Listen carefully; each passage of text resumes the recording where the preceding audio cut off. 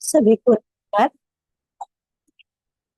नैषधीय चरित बृहत्त्रयी में परिगणित एक महत्वपूर्ण सुंदर सा महाकाव्य जिसके रचयिता हैं श्रीहर्ष, जो कि अपने पांडित्यपूर्ण प्रदर्शन के लिए जाने जाते हैं। नैषधीय चरित, जैसा कि मैंने बताया, बृहत्त्रयी में परिगणित है। बृहत्त्रयी में तीन काव्य हैं, तीन महाकाव्य हैं जिसे कहा जाए। पहला है कुमार संभवम, महाकवि भारवी विरचित, जिसमें 18 सर्ग है। शिशुपाल वधम, महाकवि भास द्वारा रचित, जिसमें कुल 20 सर्ग है। और यह है आपके समक्ष नैषधीय चरित श्रीहर्ष द्वारा रचित, जिसमें कुल मिलाकर के 22 सर्ग है। आपके पाठ्यक्रम में प्रथम सर्ग लगा हुआ है, तो आपको प्रथम सर्ग का अध्ययन करवाया जाएगा। यहाँ पर हम लोग ग्रंथ आरंभ करने से पहले थोड़ी सी जानकारी ले लेते हैं अपने ग्रंथकार के बारे में। श्रीहर्ष, जैसा मैंने बताया कि अपने पांडित्य के लिए विशेष रूप से विख्यात है, और इनके पिता का नाम श्रीहीर था, श्रीहीर, और माता का नाम मामल्ल देवी।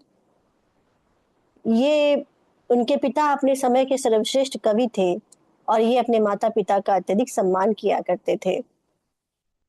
इनकी रचनाओं की बात की जाए तो इनकी रचनाओं में सम्मिलित है स्थैर्य विचार प्रकरण, और विजय प्रशस्ति, खंडन खंड खाद्य, गौरवी शकुल प्रशस्ति, अर्णव वर्णन छिंद प्रशस्ति, शिव शक्ति सिद्धि, और नव साहसांक चरित चंपू। ये इनकी रचनाएं हैं जो कि इनकी प्रतिभा का परिचायक है। इसमें से नैषधीय चरित का बहुत अधिक सम्मान है, बहुत अधिक विद्वानों के बीच में से समादर प्राप्त है, और इनके बारे में बहुत सारी कहानियां प्रचलित है। जैसा कि मैंने बताया कि ये अपनी असाधारण पांडित्य के लिए जाने जाते हैं। तो यहाँ पर एक बार जो है राजा जो है हाँ, इससे पहले बता देना चाहती हूँ कि ये जो है कन्नौज नरेश, कान्यकुब्ज नरेश राजा जयचंद के यहाँ पर उनके दरबार में थे, ऐसा कहा जाता है। और राजा जयचंद का जो समय माना जाता है वो 12वीं शताब्दी माना जाता है। लगभग श्रीहर्ष का समय जो है वो लगभग 1020 ईस्वी से लेकर के 1180 ईस्वी के मध्य निर्धारित किया जाता है। तो ये जो है इनका काल निर्धारण किया जाता है। तो यहाँ पर कथा है कि राजा जयचंद ने एक बार श्रीहर्ष से एक असाधारण ग्रंथ लिखने की जो है रचना की, अनुरोध किया। तो उन्होंने राजा की प्रार्थना स्वीकार करके नैषधीय चरित की रचना की और राजा को दिखाया। राजा ने कश्मीर जाकर के इस ग्रंथ को सरस्वती को दिखाने की सलाह दी, क्योंकि वहां पर शारदा पीठ में स्वयं सरस्वती निवास करती थी, ऐसा कहा जाता था। तो उस आज्ञा के अनुसार श्रीहर्ष कश्मीर गए, और वहां पर उन्होंने अपने काव्य को पंडितों को दिखाया और सरस्वती के हाथों में रख दिया। पर सरस्वती ने उस काव्य को उठा करके फेंक दिया, और सरस्वती ने कहा कि उन्होंने एक स्थान पर जो है सर्ग 11-16 श्लोक उसे विष्णु की पत्नी बता दिया है, और उनकी पवित्रता का अपमान किया है, इसलिए वो उस ग्रंथ पे नाराज हो जाती हैं। तो श्रीहर्ष ने उत्तर दिया कि उन्होंने केवल एक पुराण में दिए गए विवरण का अनुकरण किया है। तो इस पर जो है स्वयं शारदा जो है हाथ में पुस्तक लेती हैं और संतुष्ट होती हैं, और सभी सभा के समक्ष जो है उनके ग्रंथ की प्रशंसा करती हैं। तो श्रीहर्ष ने वहां के पंडितों से कहा कि वे लोग जो है वहां के राजा जो माधव देव है को यह ग्रंथ दिखला करके उनसे प्रमाण पत्र दिलवा दें कि वह अपने राजा को दिखा सके। किंतु जो है वे पंडित जो है ना ही जो है उन्होंने जो है ना ही ग्रंथ राजा को दिखाया, और ना ही उन्होंने प्रमाण पत्र दिलवाया। तो श्रीहर्ष को सुअवसर प्राप्त करने के लिए कुछ दिन तक वहीं पर रुकना पड़ा, और अपनी जीविका चलाने के लिए अपना सर्वस्व बेचना पड़ा। एक दिन जो है वे कुएं पर के पास बैठे रुद्र मंत्र का जाप कर रहे थे। उसी समय वहां पानी भरने के लिए दो स्त्रियां आईं। बातों बातों में ही उनकी हाथापाई होने लगी। राजा के पास शिकायत पहुंची। राजा ने गवाह की मांग की। उन स्त्रियों ने बताया कि एक पुरुष उनके झगड़े को सुना, एक पुरुष ने। और वो पुरुष कौन थे? श्रीहर्ष थे। श्रीहर्ष को बुलाया गया। उन्होंने कहा कि परदेसी होने के कारण मैं इन दासियों की बात नहीं समझता, फिर भी झगड़े की बात को मैं जैसा इन लोगों ने झगड़ रही थी वैसा ही सुना सकता हूँ। राजा के कहने पर उन्होंने ऐसा ही किया, जिससे राजा बड़े प्रसन्न हुए। राजा के द्वारा उनके व्यक्तिगत जीवन के बारे में जब पूछताछ की गई तो श्रीहर्ष ने सब कुछ बता दिया। अब राजा जो है अपने पंडितों पर, जिनसे बहुत पहले श्रीहर्ष ने निवेदन किया था कि कृपया जो है दिखला दीजिए हमारे ग्रंथ को और प्रमाण पत्र दिलवा दीजिए, उनको जो है उन पर बड़े क्रुद्ध हुए और श्रीहर्ष को अपने घर ले जाकर के उनका सत्कार आदि करने की आज्ञा दी। पंडितों ने पश्चाताप करके श्रीहर्ष का आदर किया और राजा ने जो है वापस लौटने में, बनारस लौटने में उनकी सहायता की। और वहां पहुंच करके उन्होंने अपने आश्रयदाता को सारा हाल सुना दिया। तब तक नैषधि चरित अत्यंत प्रचलित और प्रसिद्ध हो गया था। और इसी बीच जो है राजा जो है जयचंद का मंत्री पद्माकर था, वो एक स्थान पर गया, वहां से सुहव देवी नाम की एक स्त्री को ले आया जो बहुत ही सुलक्षणा थी। राजा जयचंद से उसका विवाह हो गया और सुहव देवी को अपने कला ज्ञान पर बड़ा गर्व था। वह लोगों से अपने आप को कला भारती कहलवाती थी। तो इधर श्रीहर्ष अपने पांडित्य के कारण नर भारती कहे जाते थे। ध्यान दीजिएगा, यहाँ पर जो है इनको श्रीहर्ष को नर भारती, नर भारती कहा जाता है।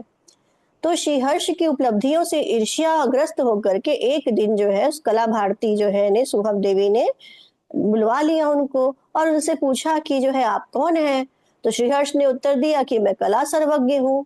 तो रानी ने एक जोड़ी जूते बना करके अपने कला प्रदर्शन की आज्ञा दी। इस प्रकार पूछने में रानी का विचार था कि यदि श्रीहर्ष मना करते हैं तो उनका ज्ञान प्रकट हो जाएगा और यदि स्वीकार करते हैं तो अपवित्र कार्य के लिए वो जाति से बहिष्कृत कर दिए जाएंगे। क्योंकि जो है एक जूता बनाना उस समय तो पंडित का कार्य था नहीं। तो श्रीहर्ष उनके इस भाव को जो है समझ गए। उनकी आज्ञा स्वीकार कर उन्होंने एक जोड़ी जूते बनाए और मोची के ढंग से उसे पहनाए। यह अपमान जो है उन्हें बहुत ज्यादा खला। राजा को जब इस अपमानजनक घटना से जो है घटना से अवगत करा करके श्रीहर्ष ने क्या किया? संन्यास ले लिया और अपना सारा जीवन जो है गंगा तट पर व्यतीत किया। मतलब काफी व्यथित हो गए कि जिस राज्य में मेरा इतना सम्मान होता था वहां पर एक स्त्री द्वारा इतना अपमान कर दिया गया, इससे बहुत अधिक व्यथित हुए और अपना शेष समय जो है संन्यास लेकर गंगा तट पर व्यतीत किया। और यहाँ पर जो है एक और बात मिलती है कि उन्होंने जो रचनाएं की थी उस पर प्रसन्न होकर के कान्यकुब्ज नरेश ने श्रीहर्ष को दो दो आसन और एक पान जो है भेंट किए थे। ठीक है, 2 आसन और 2 पान के बीड़े दिए थे और कवि पंडित की उपाधि भी प्रदान की थी। यह बात आप याद रखिएगा कि कान्यकुब्जेश्वर ने उन्हें 2 आसन और 2 पान के बीड़े दिए थे। ये भी इनकी एक उपलब्धि रही है।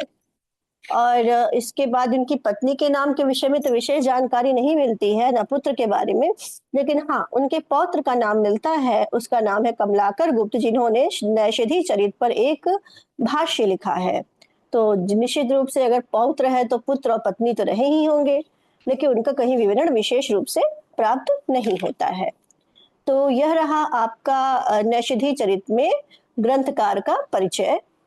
अब बात करते हैं इनकी रचना नैषधि चरित के बारे में। नैषधि चरित, इनकी जो रचनाएं हैं, जो 8 रचनाएं मैंने जिनका नाम लिया था, अर्णव वर्णन, छिंद प्रशस्ति, गौड़ और वीर प्रशस्ति, स्थैर्य विचार प्रकरण, विजय प्रशस्ति, खंडन खंड खाद्य, शिव शक्ति सिद्धि, नव सासांग चरित, इन सब में से केवल 2 इस समय उपलब्ध होती है, नैषधि चरित और खंडन खंड खाद्य। शेष जो है 8 है वो अनुपलब्ध है। इसमें से नैषधि चरित की बात की जाए तो नैषधि चरित एक महाकाव्य है और महाकाव्य के संपूर्ण लक्षणों से युक्त है। इसकी जो कथा है वो महाभारत के वन पर्व से ली गई है और इसका प्रधान रस जैसा कि नाम से ही स्पष्ट है, क्या है? श्रृंगार रस। या चूंकि यहाँ पर नल और दमयंती के प्रेम का बड़ा सुंदर वर्णन किया गया है, तो इस कारण से इसका जो प्रधान रस है वह श्रृंगार रस कहलाता है।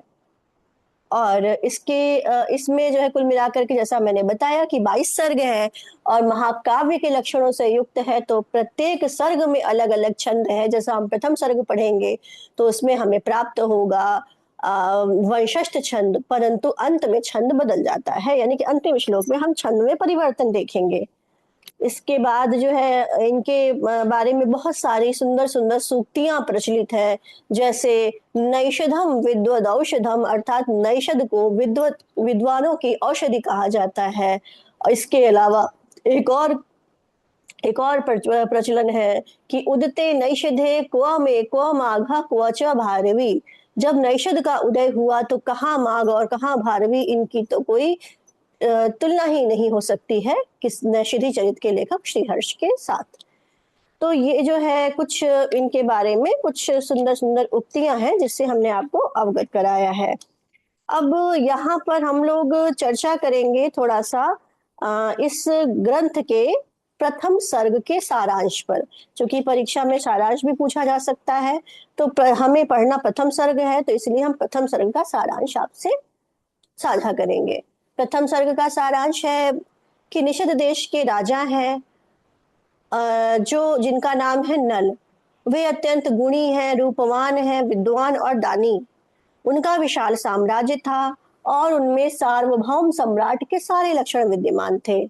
उसी समय भीम की पुत्री दमयंती महाराज नल के रूप और गुणों की प्रशंसा सुनकर उनके प्रति आसक्त हो जाती है। लोगों के मुख से दमयंती के लोकोत्तर सौंदर्य को सुनकर के नल के हृदय में भी दमयंती के प्रति अनुराग उत्पन्न हो जाता है। और तत्पश्चात नल की प्रेम दशा का वर्णन किया गया है।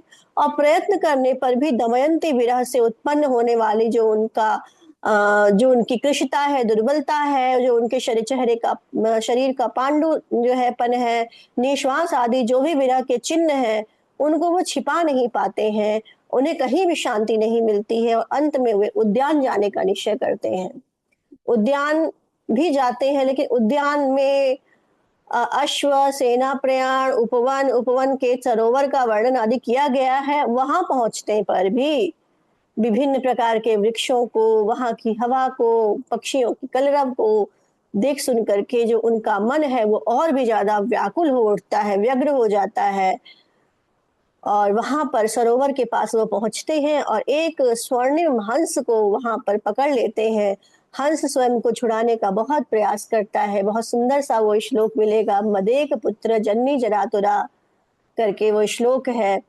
और जो है करुण विलाप करने लगता है, रोने लगता है, और जिससे कि नल जो है दयालु हो जाते हैं और उसे मुक्त कर देते हैं। और हंस प्रसन्न होकर के अपने साथियों से मिलने के लिए आकाश में उड़ जाता है। और इसी के साथ प्रथम सर्ग समाप्त हो जाता है। तो ये रहा जो है आपका नैषधि चरित का कथानक। अगले व्याख्यान में हम लोग ग्रंथ का आरंभ करेंगे और मंगलाचरण से प्रारंभ करेंगे नैषधि चरित का अनुवाद। तब तक के लिए नमो नमः, पुनर्मिलामः।